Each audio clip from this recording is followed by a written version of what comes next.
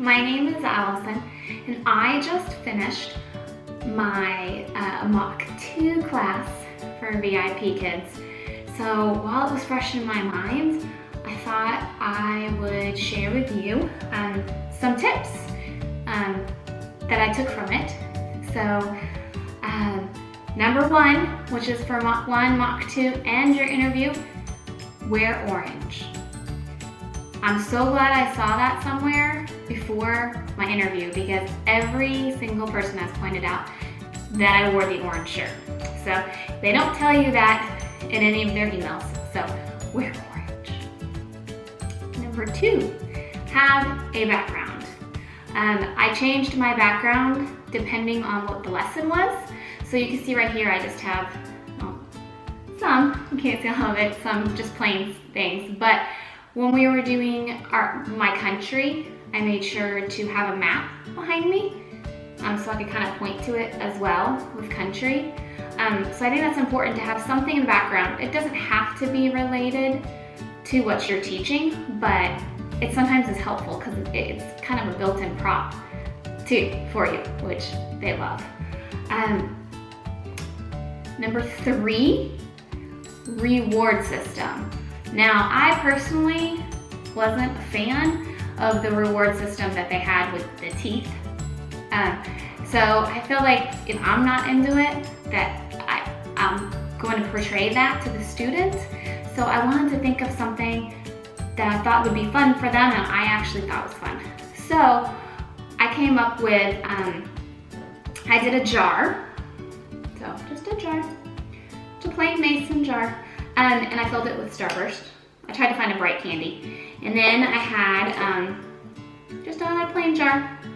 And then if they answered something correctly or they did well, I would just start to fill it up with the candy.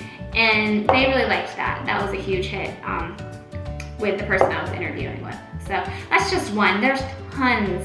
If you look online too, and if you look on Pinterest, there's tons of different reward systems, or use the one that they provide. I just personally wasn't a fan of that one. Number 4, and probably the most important, is time. No matter how prepared you think you are, you're not. I went over and over and over all the lessons with my timer set, knocked it out of the park, had a couple minutes to spare thinking, that's good. So if something happens or there's more of a delay, I have it covered. No. So I almost went over on this one. I definitely went over on my Mock 1, but this one I kind of reeled it back, and I almost went over on the first part, and I kind of went over on the second lesson. It is amazing how much longer it takes when you are in the interview, and most likely because that's what it's going to be like when you're with your student. So when you're practicing, make sure you have a lot of time at the end left. So if it says you have 25 minutes and you're practicing up and it's 23, you might want to fix that because you're going to go over. So time is huge, huge. With that, engage would be number 5. That's what I would say. You have to get those students or your mock teacher interviewers engaged, especially when you're doing the Mock 2, which would be the 8-year-old as the second half. They want you to talk to them. They want you to ask them questions about their life, engage them. They understand English well, so they can talk to you. So make sure you're not just doing what's on the screen. You really are connecting with them as a person, because that's what they want to see. And they want to see how much you would engage that student and personalize the lesson for them. But on that note, you have to think about time, because I didn't take that into account, and that's why I went a little over, was they want to talk. So when you practice, you have to remember that they're gonna wanna talk to you a lot, and they're kids, they wanna tell you their story. So your interviewer is acting like an 8-year-old. So they're gonna wanna tell you about their life and their experiences and what they've done. So take that into account with time and really manage it. And if you need to nicely get the student to move on, or the interviewer to move on, you need to really think of, you know, some ways to do that. That was a big one for me. Another one, so we'll be on number 6, use the advice of the interviewers, especially if you're on Mock 2, because Mock 1, you got great advice twice. Make sure you make notes and you've written that down, and when you're practicing for your Mock 2, that you use that advice, because they're gonna make sure that you are using that advice, because that's what they wanna see. So use that advice for your first half, and then really listen to your interviewer. So when you go to that second half, you use those. And I just had my notepad and I wrote down just kind of bullet points so I could keep looking back at it. Sticky notes all over my computer. So that was a big one. Number 7, everybody says it, can't say it enough, TPR, total physical response. To the camera, away from the camera.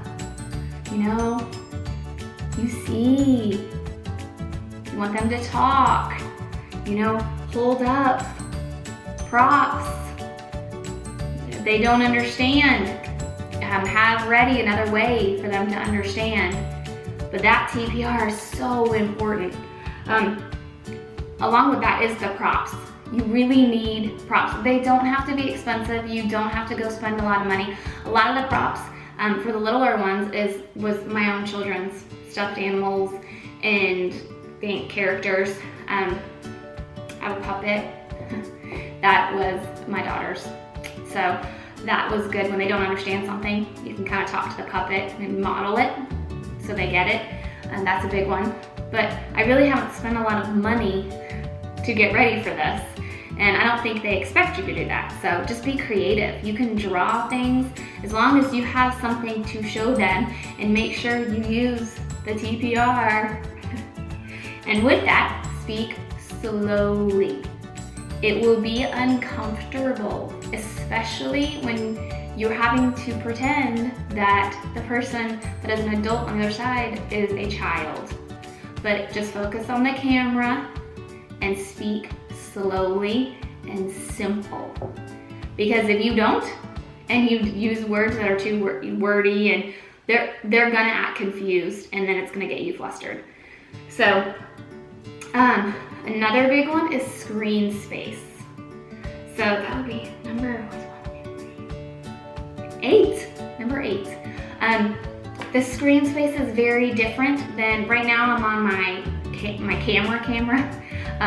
The screen space is a lot different. It's not very big. So as my evaluator said, just kind of pretend like Vogue. It's pretty small. So my suggestion for you is to, when you're practicing, you bring it all in. And then when you can get on an hour before, get on with your things and kind of see that spacing. So you understand where you can see things, because a lot of times you can see it when you practice on your own camera, and then you get in the classroom and it's over here and you can't see it, so it's no good.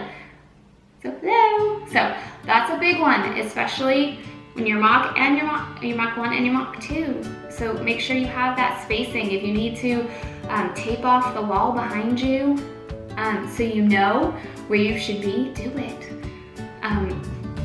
So that's my advice from just finishing my last one. So I hope some of that helped you, and if it did, let me know. And I'm hoping to make more videos when I find some fun things or neat ideas that could probably help other people, because I know a lot of videos have helped me to get through this experience as well.